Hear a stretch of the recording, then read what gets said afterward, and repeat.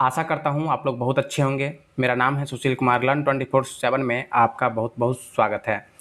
आज के इस वीडियो में आप पढ़ेंगे वैदिक सभ्यता से संबंधित सभी महत्वपूर्ण क्वेश्चंस, जिसका ये पार्ट 2 है। पार्ट 1 का लिंक आपको डिस्क्रिप्शन में मिल जाएगा या फिर प्लेलिस्ट में जाकर उस वीडियो को देख सकते हैं।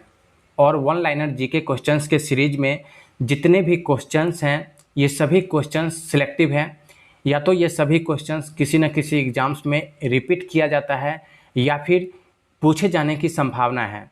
तो इन सभी क्वेश्चंस को आप अच्छे से पढ़कर जाइए। मुझे आशा है काफ़ी हेल्प करेगा ये सभी क्वेश्चंस।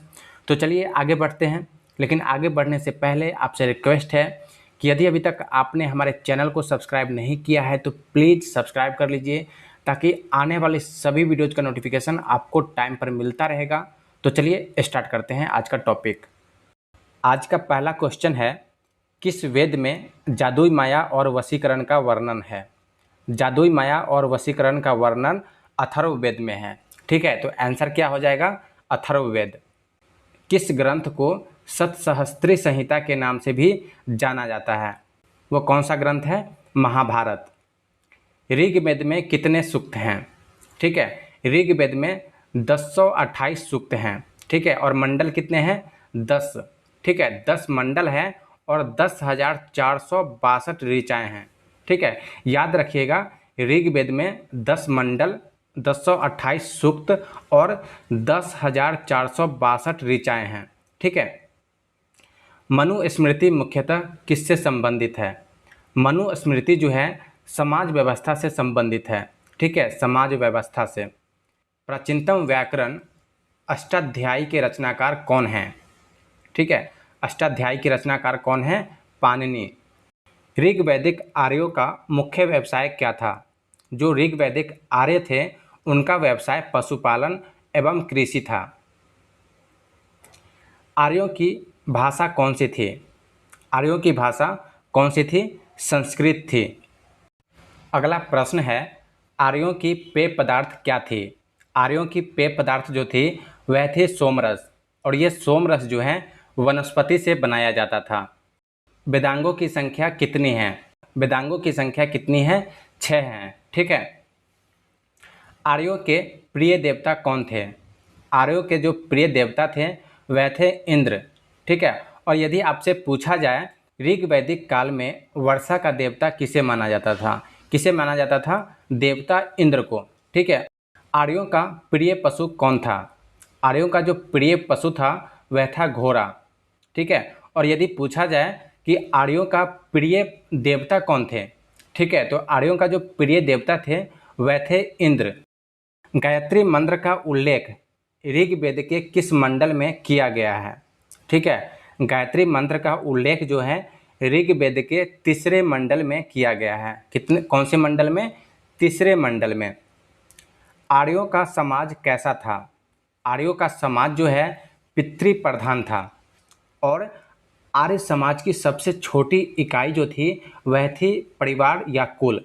ठीक है, जिसका मुखिया पिता होता था, जिसे कुलप कहा जाता था। और आज भी आप देख सकते हैं जो परिवार का जो मुखिया होते हैं वह पिता ही होते हैं।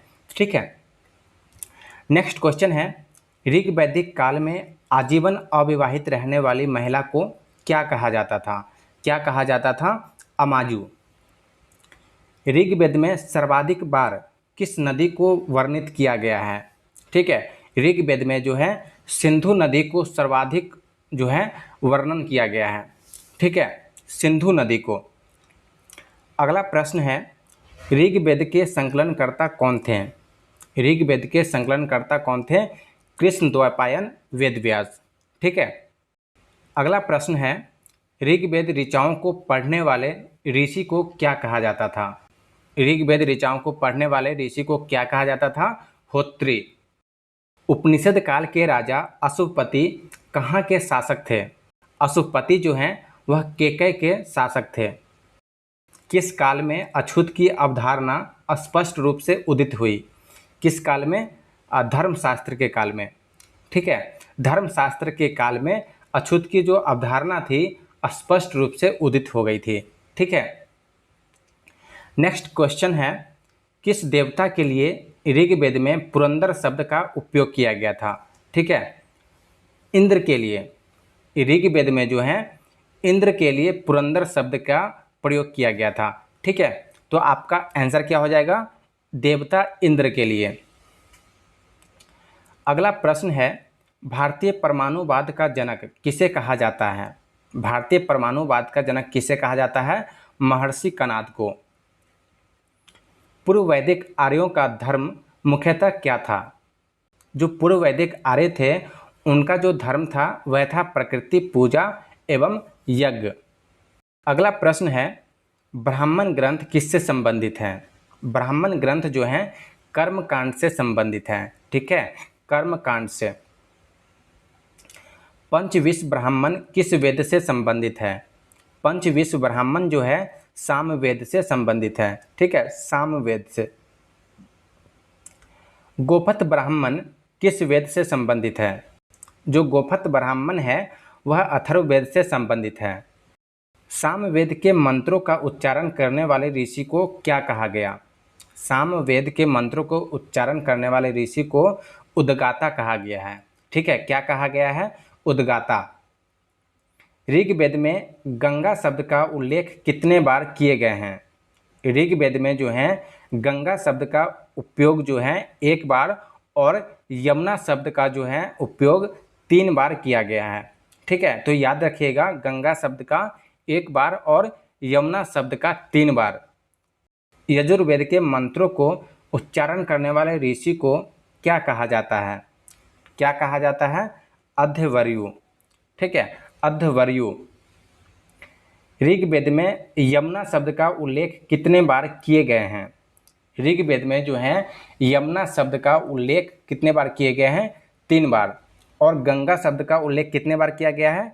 1 बार। ठीक है, आशा करता हूँ ये वीडियो आपको काफ़ी हेल्प करेगा। इस टॉपिक से जितने भी इम्पोर्टेंट क्वेश्चंस बन रहे थे इन दोनों पार्ट में हमने उन सभी क्वेश्चंस को आपके सामने रख दिया है। इसी तरह से सभी टॉपिक्स का इम्पोर्टेंट क्वेश्चंस पाने के लिए आप हमारे चैनल को सब्सक्राइब कर लीजिए और साथ ही साथ बेल आइकन को प्रेस कर लीजिए ताकि जब भी मैं नई वीडियो अपलोड करूं उसकी नोटिफिकेशन आपको टाइम पर मिलता रहेगा। तो चलिए मिलते हैं अगले वीडियो में एक नए टॉपिक के साथ।